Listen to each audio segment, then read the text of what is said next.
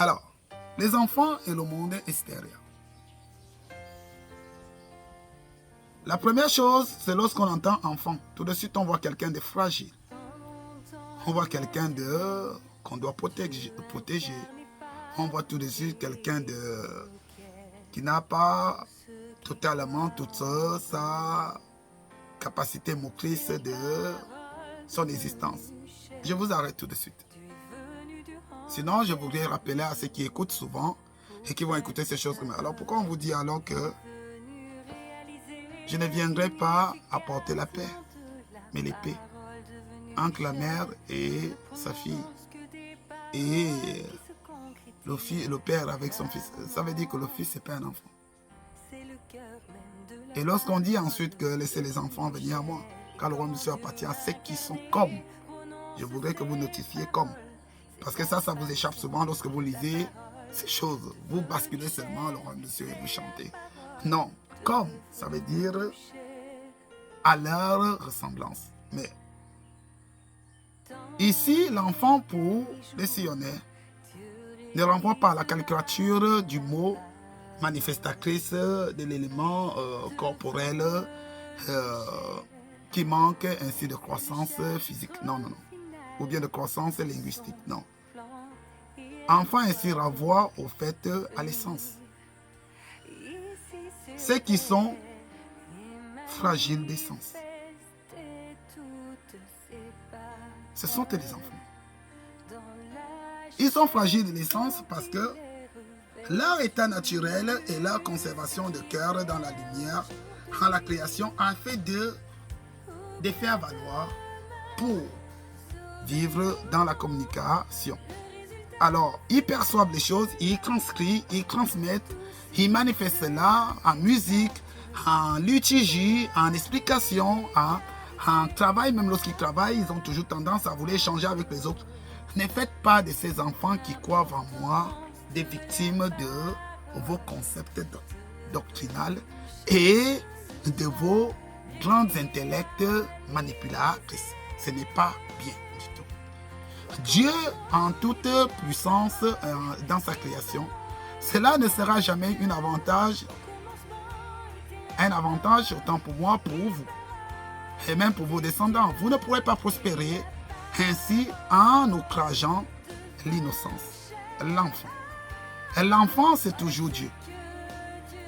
Dieu arrive toujours dans un monde où les hommes ont déjà pris ces choses qu'il a fait lorsqu'ils l'ont crucifié, lorsqu'ils l'ont méprisé, lorsqu'ils n'ont pas reconnu sa sagesse.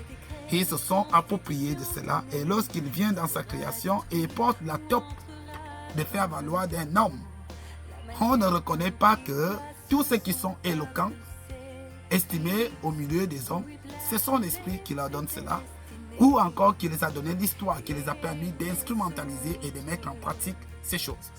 Alors, étant ainsi étranger sur sa propre terre, en son corps nouveau, on a tendance à mépriser sa croissance de ce fait qu'il peut te parler de Y choses dans des petites choses que toi tu estimes qu'on ne peut pas expliquer ça comme ça.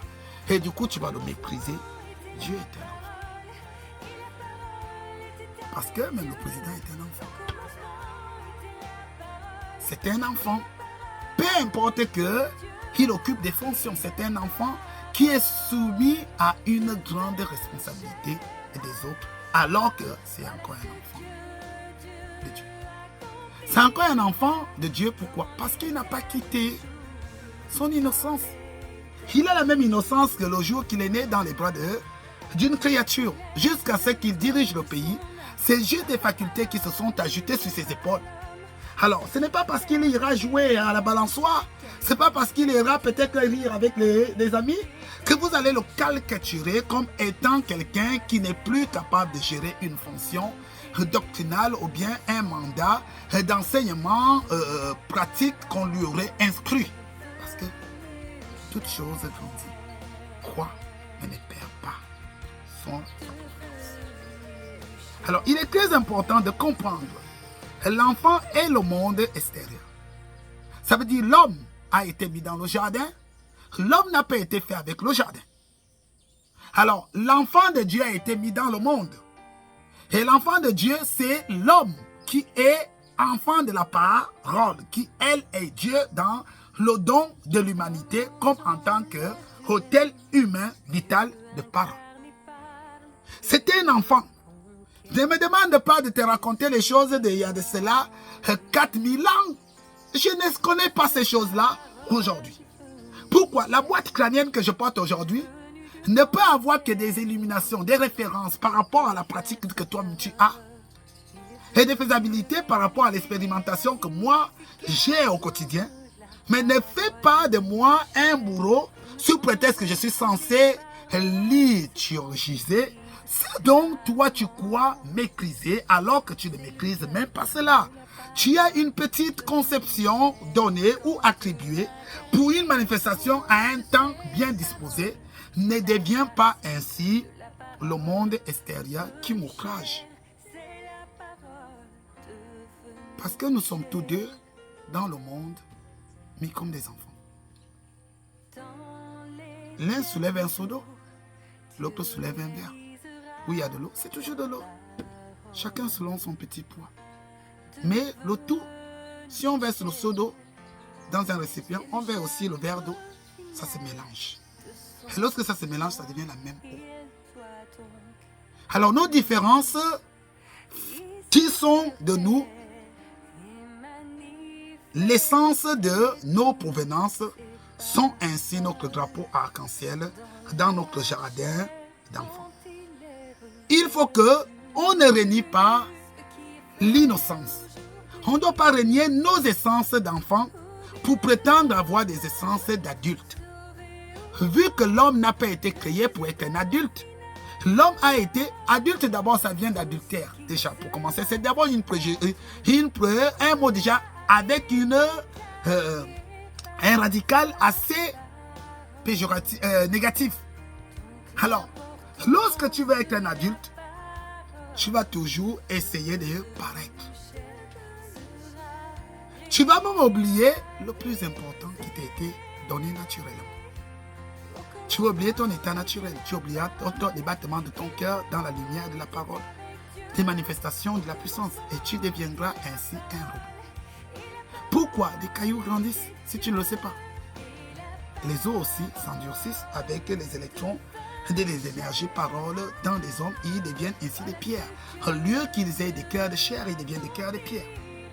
Pourquoi ils se sont dit grands? Je peux vous certifier qu'il y a une chaîne qu'on appelle ici le destin. L'ADN. C'est dans l'ADN que se trouve le destin d'un homme.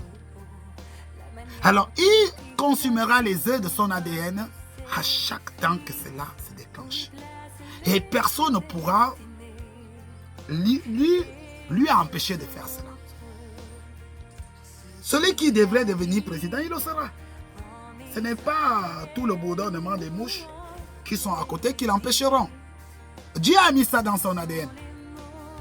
Mais par contre, vous avez intérêt à vous faire dans votre carnet d'adresse un ami qui au moins a pu être à la présidence ou pas.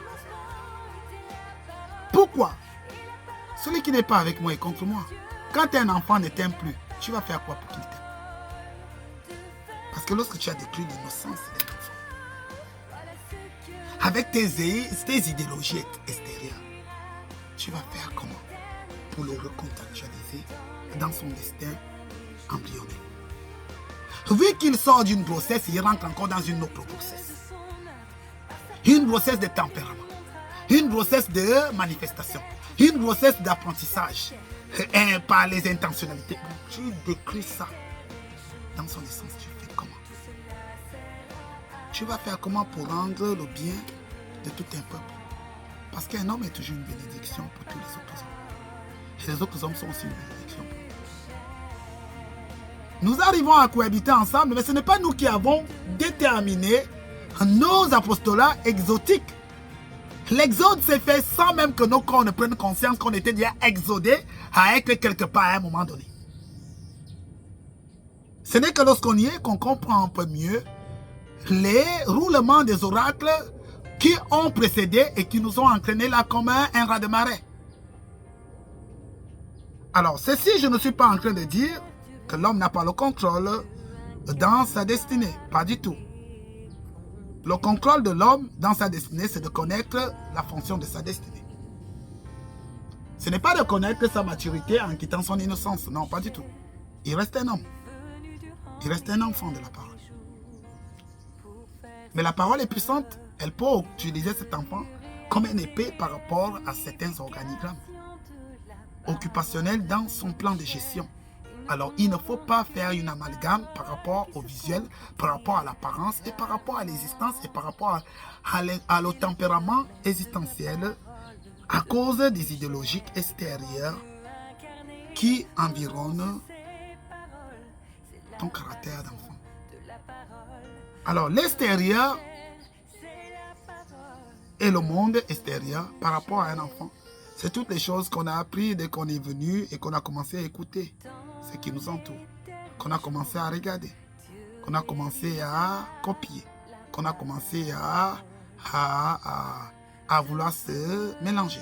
Ce sont ces choses que pour plusieurs, ça tue leur innocence. Mais soyez tranquilles, je suis là pour ça. C'est pour ça que je suis sûr. C'est pour réveiller ainsi votre vraie essence. Comprends que il est mieux d'être vrai, mais en paix, avec son essence, que d'être faux, mais perturbé dans son esprit d'essence. Parce qu'un enfant ne pleure pas parce qu'il sait qu'il a faim. Ainsi, il est bon que tu te demandes, mais qu'est-ce que ces gens-là veulent? Je les ai fait ce dont j'ai pu. Mais pourquoi ils me détestent? Ça, c'est mieux que tu te dis, ah, c'est parce que j'ai fait ceci que cela est arrivé. Là, tu es un adulte. L'innocence ne te protège plus. Une fois que vous arrivez à être en vous, à vous dire, ah, c'est parce que j'ai fait ceci qu'il a agi comme ça, ça veut dire que tu es un démon. Tu n'es pas un être humain, tu n'es plus un être humain, tu n'as plus l'essence d'un enfant, tu es le monde de l'extérieur qui entoure les enfants. Car il ne faut pas qu'on se plaigne de toi. On ne doit pas se plaindre d'un enfant. Et lorsqu'on se plaint d'un enfant, on ne se plaint pas d'un enfant pour le détruire. On se plaint d'un enfant pour le châtier. C'est aussi la parole qui le fait. À 7 ans.